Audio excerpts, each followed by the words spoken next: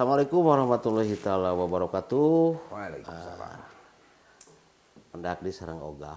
Oga Kang. Oga. Masih sareng Unas, Ustadz Nanang Sutiawan. Ustadz, ternyata fans kita itu ada di luar Provinsi Jawa Barat. Luar Cianjur. Ya, atuh. Fans Unas. Alhamdulillah. Iya, itu ada di daerah Yogyakarta. Yogyakarta. Ya, ini saya sebutkan, ini kita sapa dulu fans ya. Ini dari Ibu Utari, kemudian Ibu Tursiasi, Ibu Rina, dan ini Pak Rohman apa? Ya. Pak Rohman. Mudah-mudahan. Nah, mudah-mudahan selalu sehat ya. Dari menyimak terus ya, menyambungkan tali silaturahmi. Tari silaturahmi. Oke, Ustadz, ini episode kita kali ini. Gimana sekarang, Kang? Kita masih menjawab pertanyaan-pertanyaan dari para netizen nih. Di antaranya ini ada yang bertanya tentang sebenarnya kalau zikir anti galau itu contohnya seperti apa? Oh iya. Waktu itu tentang itu ya, galau ya. Galau, biasa anak muda galau. Ya. Jadi zikir itu kan bisa jadi obat. Nah, itu kalau dilakukan secara istiqomah.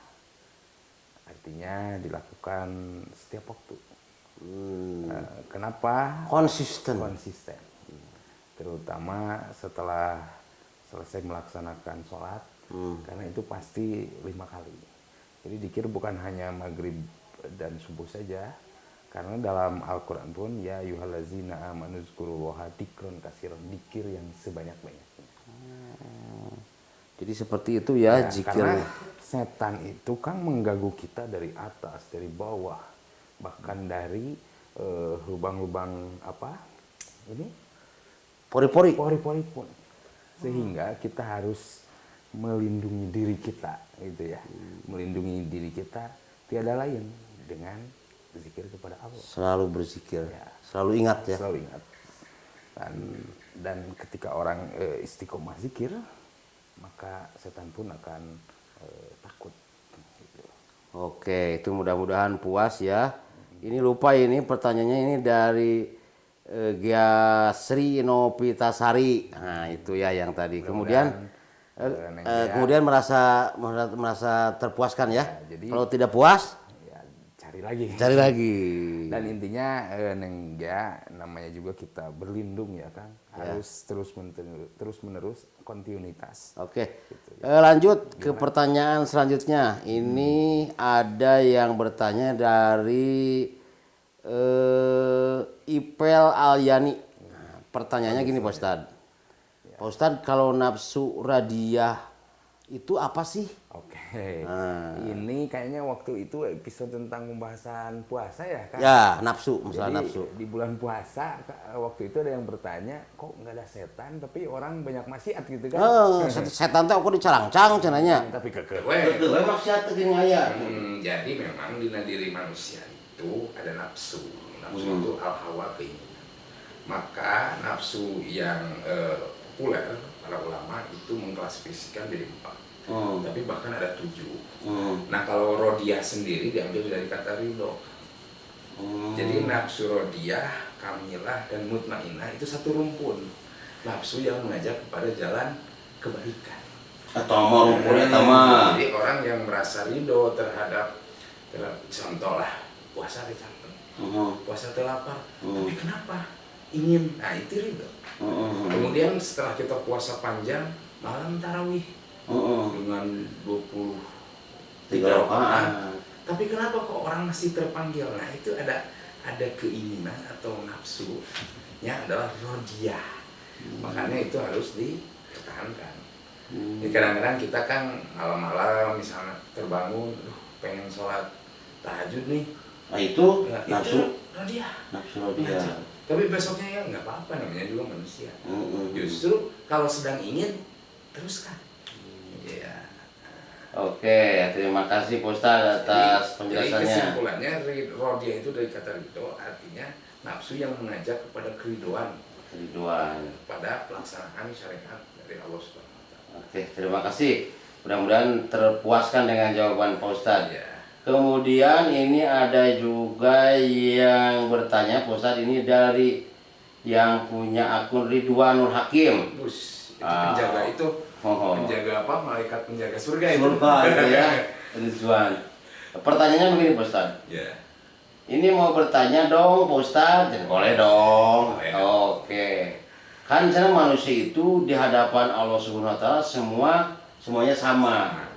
Tapi mengapa manusia selalu membeda-bedakannya? Justru manusia sendiri itu yang membeda-bedakannya. Apa gimana tanggapannya, Ustaz? Iya, jadi kan ya manusia itu diciptakan sama dari nutfah ataupun maaf ya saya sebutkan karena memang begitu dalam dari sperma. Iya. Sebenarnya kita nggak ada beda, maaf sama presiden, sama gubernur, sama. Lalu apa yang membedakan adalah amal kita. Amal bagaimana kita berbuat atau melaksanakan perintah dari Allah. Nah kemudian senyana makhluk teh bagaimana senyana Allah, bagaimana sangkaan makhluknya kan. Kalau misalnya kita dalam kondisi kekurangan, lalu kita menyangka Allah ini tidak adil, ya begitulah. Nah, akan kita harus kembali berpikir bahwa yang diberikan Allah apa yang kita butuhkan meski terkadang tidak kita inginkan. Jadi takdir Allah adalah yang kita butuhkan meski terkadang tidak kita inginkan. Gitu. Jadi intinya yang membedakan manusia dengan manusia lainnya bukan hartanya, tapi dari harta, bukan jabatan. Bukan jabatan. Ya, makanya kan ada don't look the book just the cover. Jadi jangan melihat sesuatu itu hanya dari tampilannya saja. Itu kalau bahasa Inggris. Kalau dalam Al-Quran, Inna Allaha la yanzuru ila suwarikum. Allah tidak akan melihat dari tampilan seseorang. Bal qulubikum, tapi akan melihat dari hati. Nah, itu Kang Ridwan. Mudah-mudahan ini bisa. Jadi nggak apa-apa Kang, kita di pandangan manusia, wah ini mah ada si miskin, ada si kaya. Tapi pandangan Allah mah sama kan. Sama. Apalagi kalau ingin sama itu di masjid ya. Semua masjid. Nggak ada yang personal. Yang atlas di belakang, yang samping apa, nya jelek. Saya ingat kan dongeng Kang Ibing lah. Iya betul kan. Nyambung.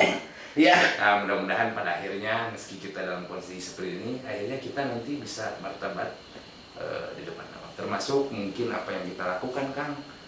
Ada ilmu sedikit demi sedikit, justru Allah akan melihat atau akan meninggikan derajat orang-orang yang memiliki ilmu beberapa derajat. Ya mungkin apa yang kita laksanakan ya ini belum bisa komprehensif atau belum besar, tapi kalaupun sedikit diamalkan justru itu yang terbaik. Oke, mudah-mudahan semua terpuaskan. Ini mewakili dari dari banyaknya pertanyaan, tapi ini mudah terwakili ya. Karena ini sangat banyak sekali pertanyaan-pertanyaan yang masuk ke admin kita. Untuk episode kali ini dicukupkan sekian dulu Pak Ustadz. Kita sambung lagi nanti. Kalaupun ada yang belum terkemot, mungkin kita kemot lagi aja. Kita kemot lagi. Terima kasih. Assalamualaikum warahmatullahi wabarakatuh.